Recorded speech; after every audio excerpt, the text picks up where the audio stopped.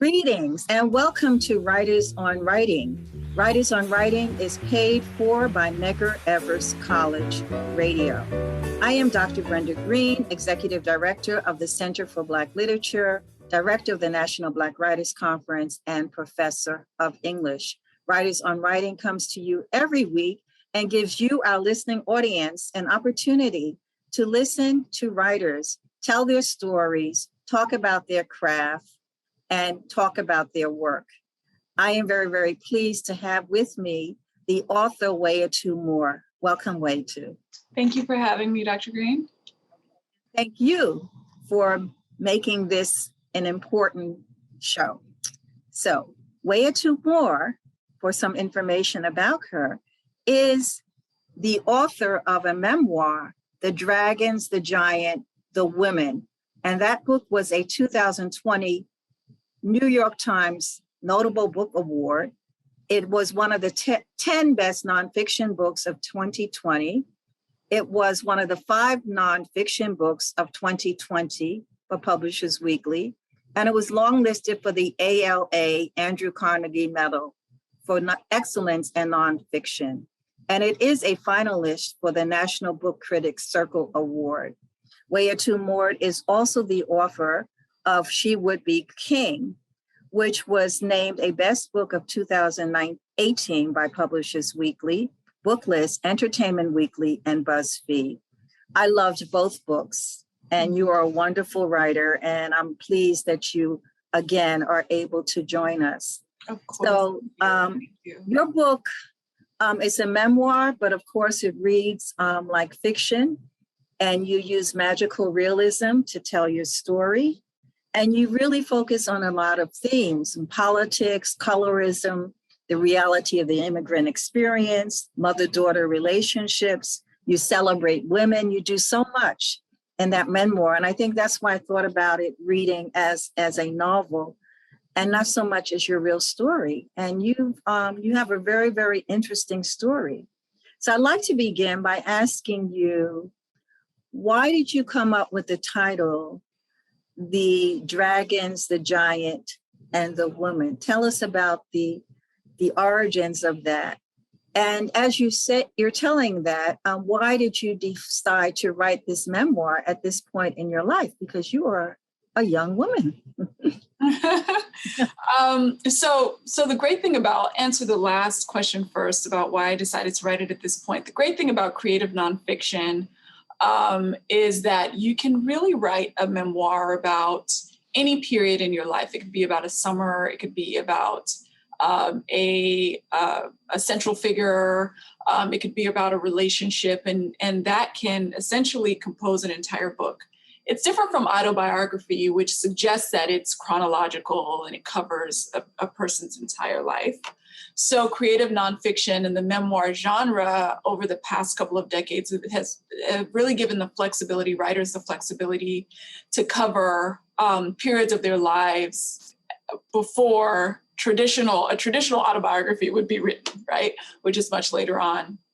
So I'm grateful for that, and grateful for the opportunity to explore themes of my life through literature, which is obviously an art form that I love. I had been writing portions of this book throughout my life. I would say, either in journal entries or poetry. Portions of this book existed for a very long time. It just culminated with my return to Liberia after being away for 25 years, because my family left and immigrated to the United States when I was 5 years old. So after that return home, that is when the book really took form, and those essays seemed as if they were then a finished product and something I felt confident in going out with. The title, I definitely wanted to feature who I believed the book was about, the dragons being both the central figures of the civil conflict in Liberia, but then also things like power, things like greed, that do tend to swallow these would-be republics.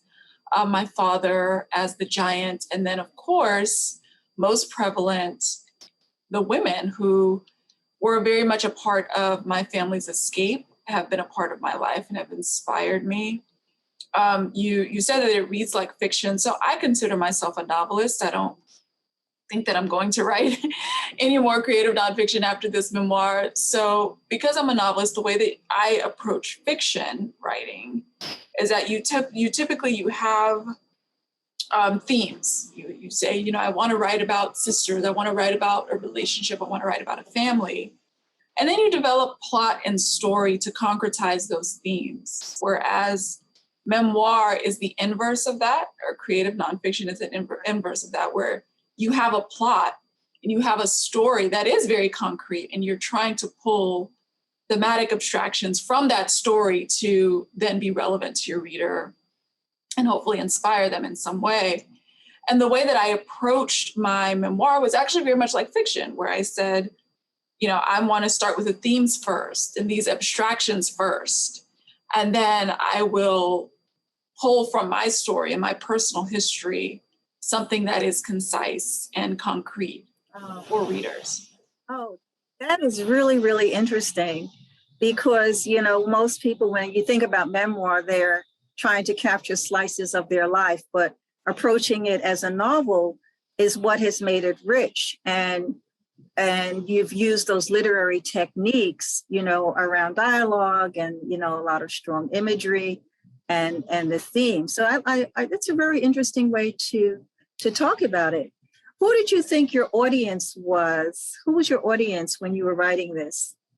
To be honest with you, I would say that perhaps people who were readers of my novel.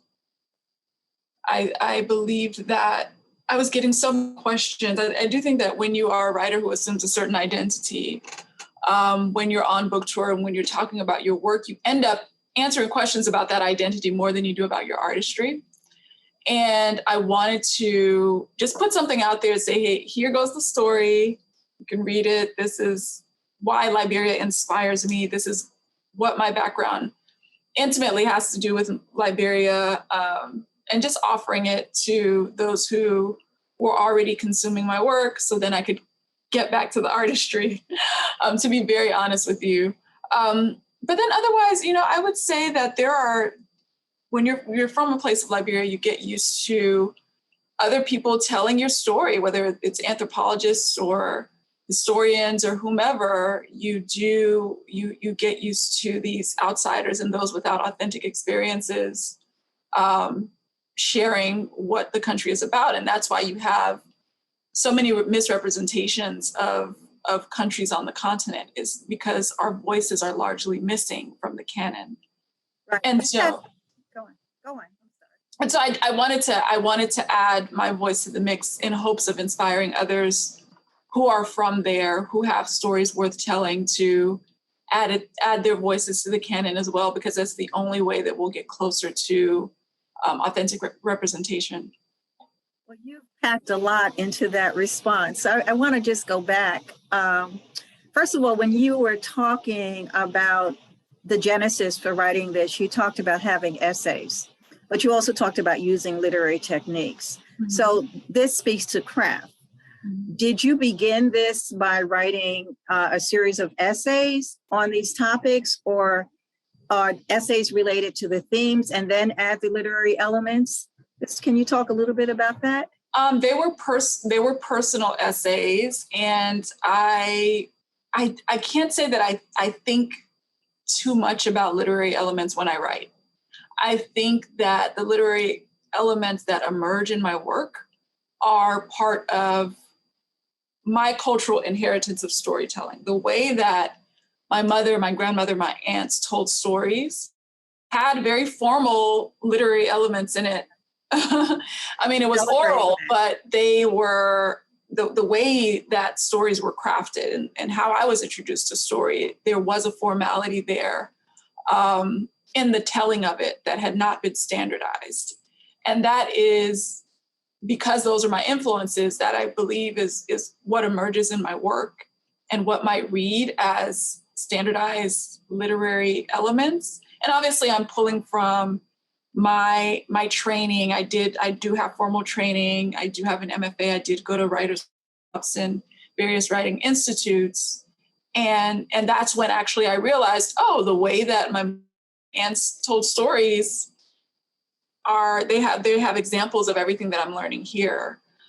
So I say that to say, I don't think that I go about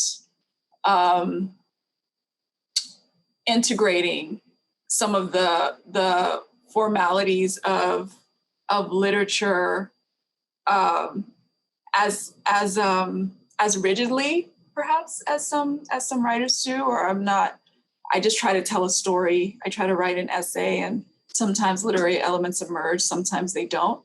I would say that perhaps during the editing phase is when I make sure it is correct, formally correct, formally concise, formally intriguing, and pays attention to craft during the editing. But during those first drafts and when I initially start to write, the literary elements are not things that I'm seriously considering, no.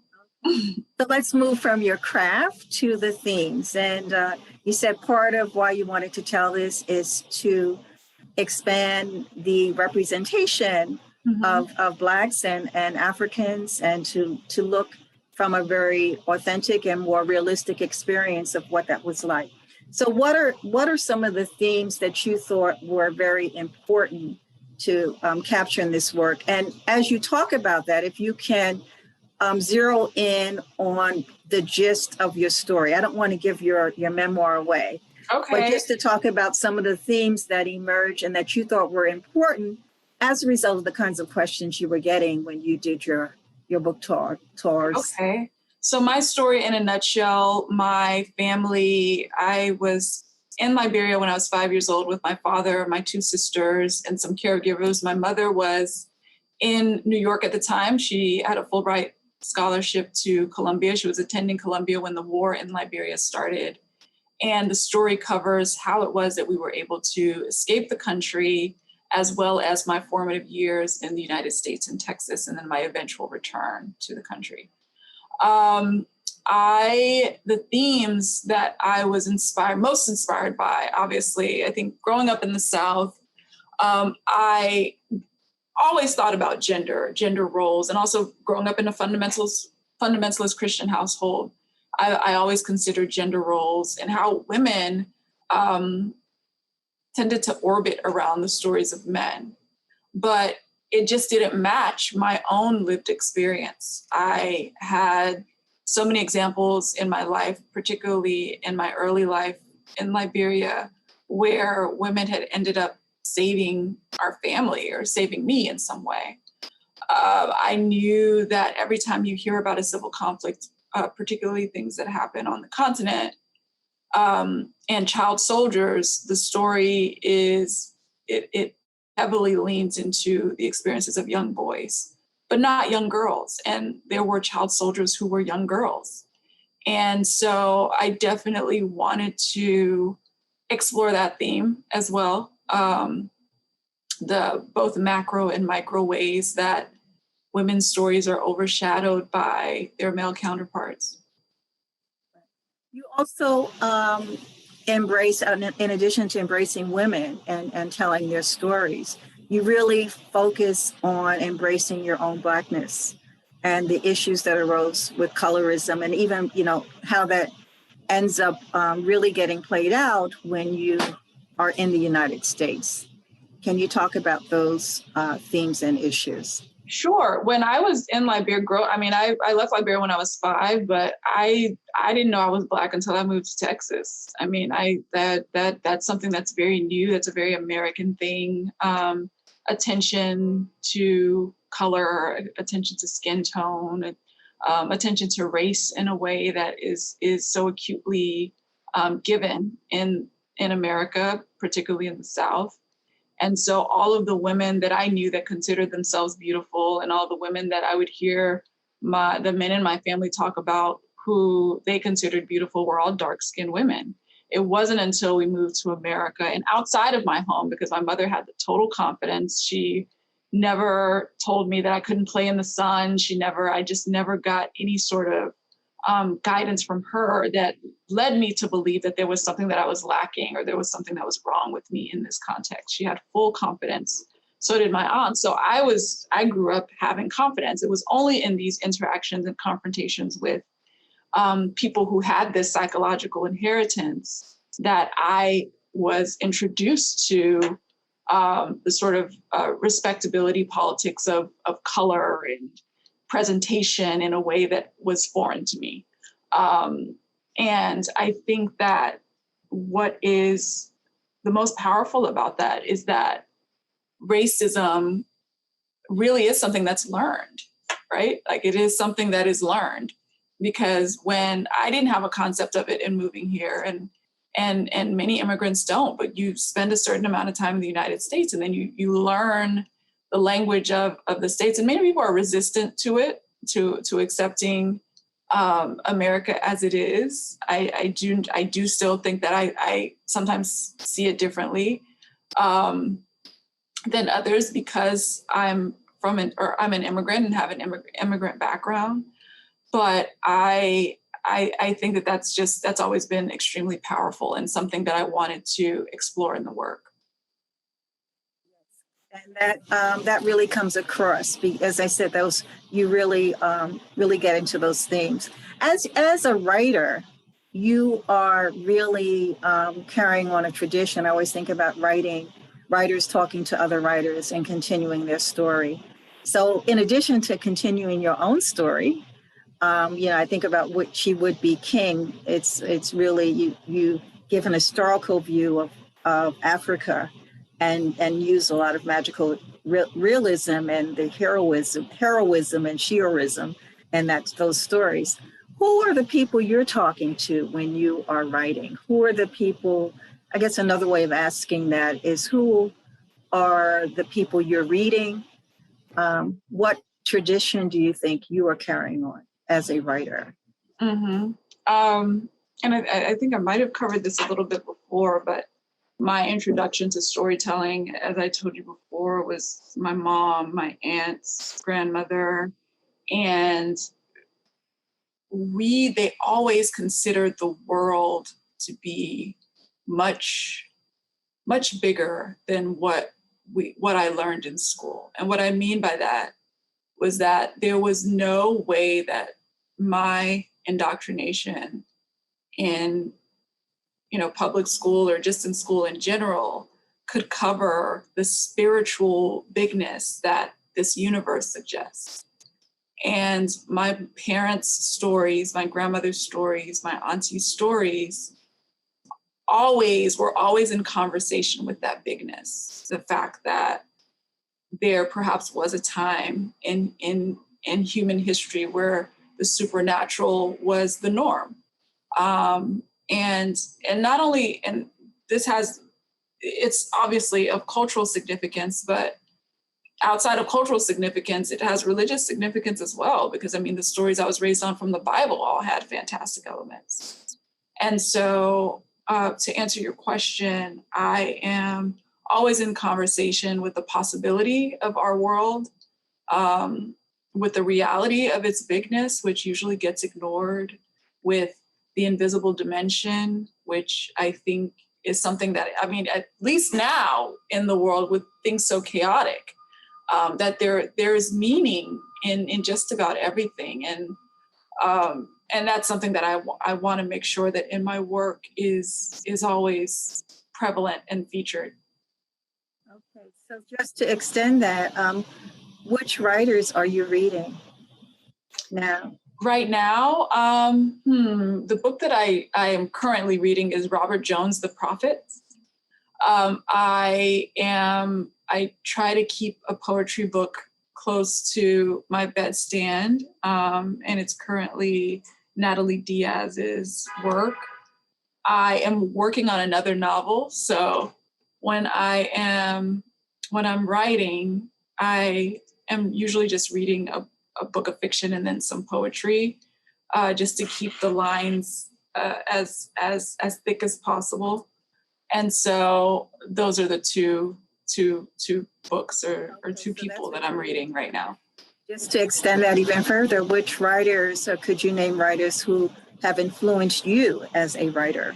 Oh, absolutely. I would say, obviously, Toni Morrison, Zora Neale Hurston, Octavia Butler is a huge influence of mine, Isabel Allende, Gabriel Garcia Marquez, Wilton Sankawulo, Sefiata.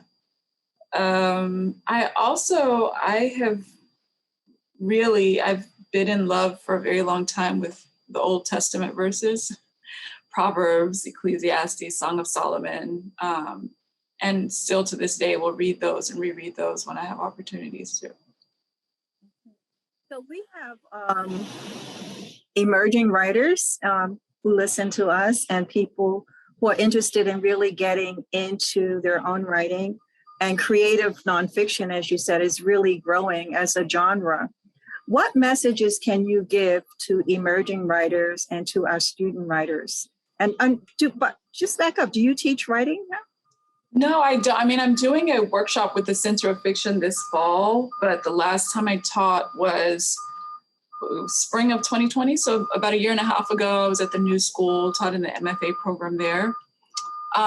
Right. Teaching does genuinely make me happy. It fills me. I do think that it's something that's part of my cultural inheritance. But teaching writing has a different effect on me than teaching in the social sciences. I taught at John Jay for a while in the CUNY system, and I taught in Africana Studies, environmental racism, and justice in the Africana perspective. And those classes just filled me in a way that I can't say teaching writing has. I mean, it does bring a sense of fulfillment, but it doesn't compare to teaching topics that feature our culture, I'll say, or our cultures. Advice I would give to emerging writers, so two things. One, I would say it's important that you make friends with no. Get used to rejection, be okay with it. I think too much what happens is that we, especially like as generations move on with millennials and Generation X, we're used to sort of being coddled, emotionally coddled in many ways, and just fed the lie of our greatness and exceptionalism. Whereas sometimes we need to hear, no, this needs work. You should get training, take another class, read another book. And so I think making friends with no is how I call it, was the best thing that I did for myself, because then all of a sudden I stopped taking feedback and rejection from online magazines or wherever I was submitting so seriously. And when I stopped taking those seriously and really considered, okay, what points are valid and what points can really help my work, and which, do I have the right to shelve? I was able to delineate those things, and then my writing grew from it. So making friends with no, of course, governing your sensitivity. And then in the same vein, being careful about who makes up your creative village, because those people have a lot of power on whether or not you continue writing, whether or not you stop, whether or not you get published. Who makes up your creative village? Who are you trusting with your work? Who are you trusting with your art? Who are you trusting with your dreams? Those are things that I have always taken seriously, and I encourage others to as well. And what about craft? Because, you have many more people saying, I want to write, and they just write. What can you say about craft? Study it. There are so many people that I know who are saying they want to write and don't want to go to school or take a writing class. They just want to write and say, hey, can you read my piece, or can you introduce me to someone who could get me published? And it's like, no, there's a path that's taken. None of us who are somewhat visible now had a process where we wrote a thing and we just, we asked someone to connect us and then it was on a shelf. No, this is years and years and years of work and honing and studying and reading, and attending those talks and being sure that we understood the thing it was that we wanted to do. I think we look craft to our detriment. I do think that there is somewhat of a balance, because there is such a thing as craft for craft's sake, where you end up reading a book with really beautiful sentences, but saying nothing, right? And I think storytelling is very much a part of what many people who want to write perhaps feel like they have a talent for, but the craft is, how do I tell this story? And that cannot be overlooked. So I would say, get that training, take that class. And even if it's a financial burden or financial hurdle, because MFAs are not cheap, the internet is such a glorious place. You can go on YouTube and you can watch talks and lectures about craft to get fed in a way that will really nurture and enhance your art. Well, thank you so much. As we come to a close, future projects, books. I know you're working on a novel. I don't know if you want to. Yes. Of course, working on a novel right now. It's the name of it is Malinctha, and it's about a woman who finds out, she was raised in the South in Texas, realizes in her childhood that she could breathe underwater. And while she's there, she meets Mami Wata. Mami Wata is the traditional, I guess, African or West African, and even Caribbean, you can find her iteration of the Little Mermaid. But Mami Wata is very much a deity. And so she's navigating power. What happens if you don't want to use your power for good? She's kind of the anti-Bessa in many ways, in the ways that she's navigating and making sense of herself and her place in this world, and making sense of her gifts. Right. It sounds like that's a theme that continues in all of your work, these strong women with magical and special powers, a recurring theme. And I can see Octavia Butler and Toni Morrison. Yes, and I'll be sure to, once the galleys come out, send you. Oh, I'd love to read that. Thank you so much. Yes, thank you. And remember to talk. Yes. Yeah. Remember, the writer is always reading. The reader is always writing. Keep reading and writing. Empower yourselves as readers and writers. Thank you, Wayétu Moore. I encourage you to go out and purchase The Dragons, the Giant, the Woman by Wayétu Moore. It's a wonderful read and you will be inspired.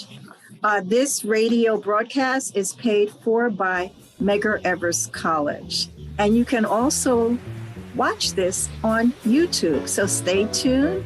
Write me at writers@mec.cuny.edu.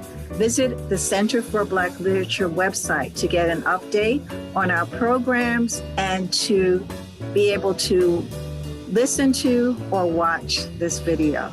Thank you so much.